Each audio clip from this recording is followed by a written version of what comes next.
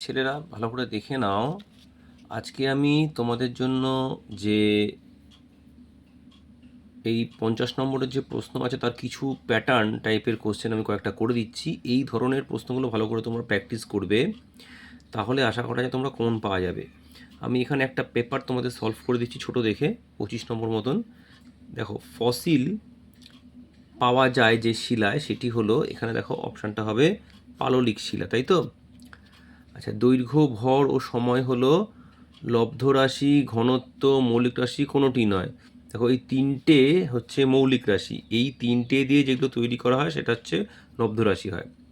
আচ্ছা, উদ্ভিদের বৃদ্ধি পরিমাপ করা হয়, এই যে দেখো, অক্সানোমিটার, অক্সিনোমিটার, অক্সানিমিটার, থার্মোমিটার, অক্সানো, আর্ক অক্সানোমিটার, তাই তো? যে বস্তু সময়ের সঙ্গে স্থান পরিবর্তন করে না তাকে বলা হয়, সেটা হচ্ছে দেখে নাও, সময়ের সঙ্গে স্থির বস্তু। আচ্ছা, প্রদত্ত কোনটি চৌম্বক পদার্থ নয়? এখানে দেখো লোহা, নিকেল, কোবার, গ্রানাইট আছে, উত্তরটা হবে গ্রানাইট। দুই হাতের তালু পরস্পর ঘষলে যে শক্তি উৎপন্ন হয় তা হলো, দেখো, স্থিতিশক্তি, গতিশক্তি, যান্ত্রিক শক্তি, তাপশক্তি, এটা হবে তাপশক্তি। হৃৎপিণ্ডের কোন কুঠুরি সবচেয়ে বড়? এটা সম্ভবত এই বাম নিলয়টাই বড় হবে, তাও তোমরা একটু দেখে নিও, আমার বায়োলজিটা খেয়াল থাকে না অনেক সময়। আচ্ছা, এরপর চলে আসে দেখো কিছু শূন্যস্থান পূরণ। পূর্ণবয়স্ক মানুষের শরীরে হাড় থাকে, এটা হবে 206টা, তাই তো? 206। 1000 ঘন সেন্টিমিটার মানে হচ্ছে কত মিলিলিটার বলেছে, তাহলে 1000 মিলিলিটারই হবে, 1000 মিলিলিটারই হবে, ঠিক আছে?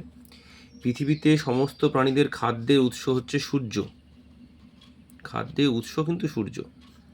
ঘর্ষণের ফলে বস্তুর ড্যাশ হয়, ক্ষয় হয়। আচ্ছা, আর যদি হলো বস্তু উত্তপ্ত হয়, তো বস্তুর যেহেতু বলেছে এটা ক্ষয় হয়েই হবে।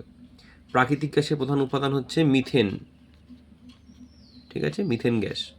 আচ্ছা, এরপর কয়েকটা বড় প্রশ্ন ভালো করে দেখে নাও, কোশ্চেনের নাম্বারটাও ভাগ করে দেওয়া আছে, দেখলে বুঝতে পারবে এই ধরনের প্রশ্ন আসবে। আরও বেশ কিছু বড় প্রশ্ন তোমাদের দেখিয়ে দিচ্ছি। দেখো, উদাহরণসহ পাললিক শিলা কীভাবে উৎপন্ন হয় তা লেখো, 2+1। মৌলিক বা প্রাথমিক রাশি কাকে বলে, উদাহরণ দাও, 2+1। গতিশীল বস্তু কাকে বলে, উদাহরণ দাও। দেখো, শক্তি কাকে বলে, পোড়াচুনে জল মেশালে কোন শক্তি রূপান্তরিত হয়, 1+1+1। দেখো, শক্তি কাকে বলে জানো, পোড়াচুনে জল মেশালে কী শক্তি উৎপন্ন হয়? পোড়াচুন যদি জল মেশানো হয় তাহলে দেখবে এটা তোমার এখানে মানে রাসায়নিক শক্তি তাপ শক্তি রূপান্তরিত হচ্ছে। খাদ্য শৃঙ্খল কাকে বলে, উদ্ভিদকে উৎপাদক বলা হয় কেন? শক্তির সমস্যা বলতে কি বোঝায়? কয়েকটি নবীকরণযোগ্য শক্তির নাম লেখো। নবীকরণযোগ্য মানে যেটা নতুন করে আবার তৈরি করা যাবে, যেমন জোয়ার ভাটা শক্তি, সূর্যের শক্তি, এগুলো হচ্ছে নবীকরণযোগ্য শক্তি। বার্নৌলি নীতি খুব সুন্দর করে গুছিয়ে বইতে লেখা আছে, ভালো করে লিখবে। 1 কিলো পাস্কাল সমান কত পাস্কাল? 1000 পাস্কাল হবে। আর শ্বেত রক্তকণিকার কাজ তোমরা জানো, শ্বেত রক্তকণিকার কাজ আমাদের শরীরের সঙ্গে লড়াই করা, তাহলে এগুলো ভালো করে গুছিয়ে লিখবে। বিভিন্ন রকম জীবাণু, ব্যাকটেরিয়া ঢুকে সেগুলোকে লড়াই করে মেরে ফেলে শ্বেত রক্তকণিকা, তাই তো? তাহলে গুছিয়ে এই প্রশ্নগুলো তৈরি করবে। আরও কয়েকটা বড় প্রশ্ন তোমাদের দেখিয়ে দিচ্ছি।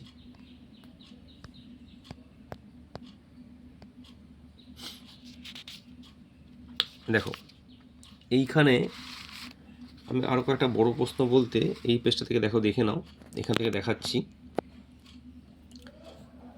এই যে তামার আকরিক বক্সাইট, এটা সত্য না মিথ্যা? এটা তো অবশ্যই মিথ্যা, কারণ বক্সাইট হচ্ছে অ্যালুমিনিয়ামের আকরিক। তড়িৎ প্রবাহের একক হচ্ছে অ্যাম্পিয়ার, তাহলে এটা ঠিকই আছে, এটা ট্রু হবে, সত্য। টানা বল স্পর্শহীন বল না, টানতে গেলে তো স্পর্শ হয়, এটা মিথ্যা। জলের গভীরতা বাড়লে চাপ কমে, এটাও মিথ্যা, বাড়ে। শরীরে বাতাস গ্রহণ করার পদ্ধতিকে বলা হয় প্রশ্বাস, হ্যাঁ এটা ঠিকই আছে, নেওয়া হচ্ছে, নিহ মানে বার করে দেওয়া। আচ্ছা, এরপর দেখো, ফসিল কিভাবে গঠিত হয়, ফসিল ফুয়েলের উদাহরণ দাও। আয়তন কাকে বলে, মাপনী চোঙের সাহায্যে কোনো অজানা বিষয়ের আয়তন কীভাবে মাপা যায়, এগুলো ভালো করে পড়বে। আর দেখো, এখানে আরও কয়েকটা কোশ্চেন দেখিয়ে দিচ্ছি। লিন্ডেম্যানের সূত্র অনুসারে খাদ্য শৃঙ্খলের দেখো কত শতাংশ সঞ্চিত থাকে? জোয়ার ভাটা শক্তির অন্যতম উৎস সূর্য, ব্যাখ্যা করো। 1 কিলো পাস্কাল, একটু আগে যেটা করে এলাম। বায়ু শব্দে চাপ প্রয়োগ করে পরীক্ষার সাহায্যে প্রমাণ করো। ফুসফুসে 2টি লক্ষণ লেখো যা আমাদের শরীরের অস্থিসন্ধি কোথায় কোথায় দেখা যায়। তাহলে এই প্রশ্নগুলো ভালো করে তৈরি করবে, তাহলে আশা করছি তোমরা এই ধরনের প্রশ্ন তৈরি করলে পরীক্ষায় কমন পাবে। সবাই ভালো থেকো।